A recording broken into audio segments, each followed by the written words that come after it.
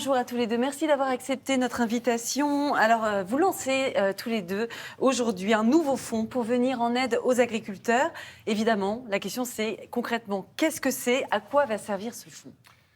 C'est un fonds qui, en urgence, parce que c'est très urgent, va s'occuper de tous ceux qui nous nourrissent tous les jours. On est en train de prendre conscience, je crois tous, dans un contexte compliqué, que ceux qui sont autour de chez nous, qui chaque matin se lèvent, bossent dur, pour nourrir nos enfants et nous nourrir, on découvre qu'ils ont du mal à eux-mêmes survivre. Il y a des chiffres qui sont édifiants concernant les agriculteurs, rappelez-nous. Oui, on avait 2 300 000 producteurs en 1950, on est à moins de 400 000. 27 fermes chaque jour mettent la clé sous la porte. Et puis le salaire des agriculteurs, il faut en parler aussi. Je crois que la moyenne est vraiment très basse, 350 euros par mois. Moins de 400 euros, voilà. la photo elle est simple.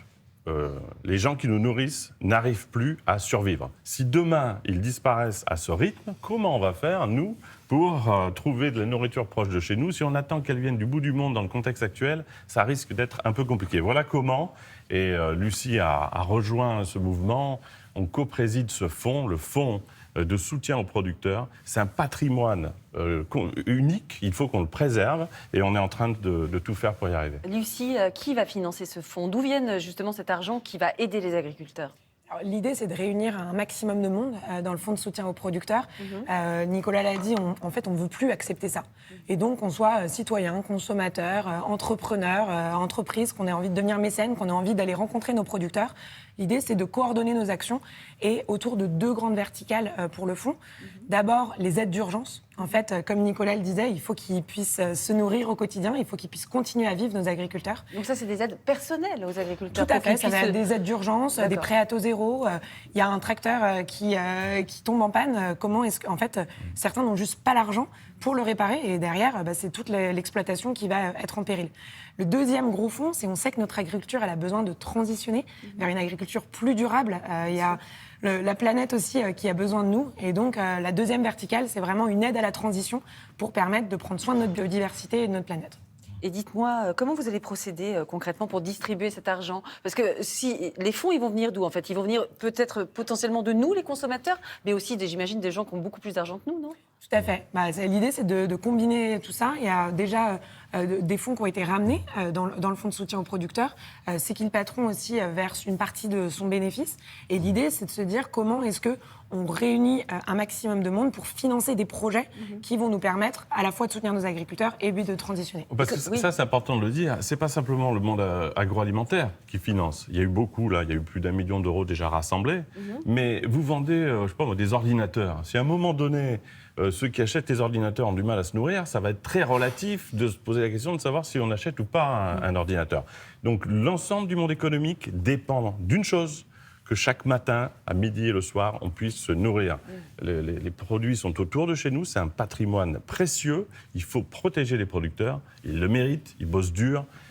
Il faut que dans les années à venir, on ne nous dise pas, les enfants... Mais il y a 10 ans, vous n'avez pas protégé ceux qui nous nourrissaient? Vous les laissiez à 400 euros. Il y a 2 axes. Protéger, c'est leur donner les moyens de survivre, mais aussi les moyens d'évoluer vers une agriculture, c'est ça, plus moderne et plus durable. C'est ce que vous voulez faire. Vers un système alimentaire à la fois plus juste et plus durable. Et comment vous allez distribuer, comment vous allez choisir ces agriculteurs? Vous allez faire un tour de France, il paraît. Exactement. L'idée, c'est déjà de poser un peu l'état des lieux. Il y a énormément d'acteurs qui font déjà des choses pour les producteurs. On est en contact aussi avec énormément de producteurs. Là, dans quelques semaines, il y a le Salon international de l'agriculture aussi. Et pour la première fois, on sera présent. Donc, n'hésitez pas à venir nous voir là-bas aussi. L'idée, c'est de parler avec l'ensemble de l'écosystème, de comprendre où on en est aujourd'hui pour vraiment aller mettre des actions pertinentes en place. Et l'idée, c'est de faire les choses les uns avec les autres, en fait. Et la grande nouveauté, vous le disiez, c'est que ce fonds, c'est pas juste un fonds dans un coin de l'histoire.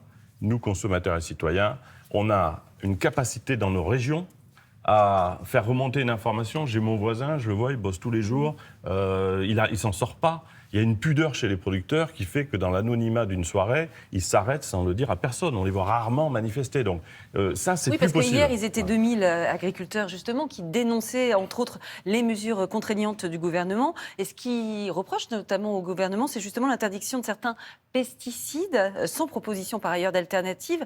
Et si votre fonds les aide à transiter vers le durable, Ouais. est-ce que ça peut les sauver? Oui, bien sûr. Il faut que les consommateurs, qui sont les acheteurs à la fin de l'histoire, donc c'est très important, notre rôle de consommateur, écoutent, comprennent. À part vous qui peut-être le savez, nous un peu, est-ce qu'on connaît vraiment la problématique de ces producteurs qui étaient là hier à Paris? Ils ont pris une journée, ils sont venus. Il y a des bonnes raisons à cette détresse lorsqu'elle s'exprime. Ça, si on arrive, et c'est ce qu'on va faire, on l'a fait depuis 6 ans avec C'est qui le patron, mais on peut le généraliser. Si les consommateurs se connectent aux producteurs, ce rendez-vous-là, personne ne se mettra en travers. On a un rôle à jouer dans toutes les régions. Allez sur le site Fonds de soutien aux producteurs. C'est le vous site que vous inscrivez. lancez ce matin, Voilà. hein, c'est bien ça? Il est là pour tout le monde. Inscrivez-vous, dites je suis dans telle région. Si à un moment donné, je peux être utile en relais pour adosser, épauler un producteur. Et nous, de notre côté, on va trouver des moyens financiers et des moyens d'agir pour les aider. Vous espérez récolter beaucoup d'argent? Il en faut beaucoup pour sauver les agriculteurs? Il en faut beaucoup, mais il faut aussi échanger les uns les autres. En fait, moi, je l'ai vu beaucoup avec le sujet du gaspillage alimentaire. Aujourd'hui, on est trop déconnectés. La fourche et la fourchette sont trop loin les uns des autres. Et effectivement, les deux mondes ne se comprennent plus. Et l'alimentation, on a un tel impact en fait sur la santé, sur l'environnement, sur le bonheur au quotidien. Et aujourd'hui, ce monde est en rupture et il faut le réconcilier. Donc, c'est à la fois aller chercher de l'argent, aller comprendre les initiatives, créer de nouvelles initiatives pour nous permettre à tous d'être fiers de ce qu'on mange au quotidien et fiers des agriculteurs. Vous pensez qu'il y a un risque que dans les années qui viennent, si on ne réagit pas, on ne mange plus que des produits importés et qu'il n'y ait plus d'agriculteurs en France? On va le dire très clairement, sans être trop alarmiste, si on ne bouge pas, on a perdu 100 000 exploitations en moins de 10 ans. Il faut se rendre compte du chiffre. Si on ne bouge pas, si ceux qui nous nourrissent ne gagnent pas leur vie, évidemment, ils vont s'arrêter. Les jeunes ne reprennent pas. On va manquer d'une nourriture proche de chez nous. Et quand elle viendra du bout du monde, on ne saura absolument pas comment elle a été faite. Et notre patrimoine direct se sera perdu. Ça se joue maintenant. Ça s'appelle le Fonds de soutien aux producteurs. Et merci à des gens comme Lucie. Il faut que tous les acteurs économiques, les entrepreneurs, les sociétés qui défendent ce monde économique, qui dépend du fait qu'on se nourrisse tous les jours, s'intéressent à ce sujet. C'est peut-être la plus grande des priorités et on peut faire beaucoup tous ensemble. Le bien manger. Merci beaucoup d'avoir témoigné ce matin sur le plateau de Télématin. Merci Lucie Vache et Nicolas Chaban.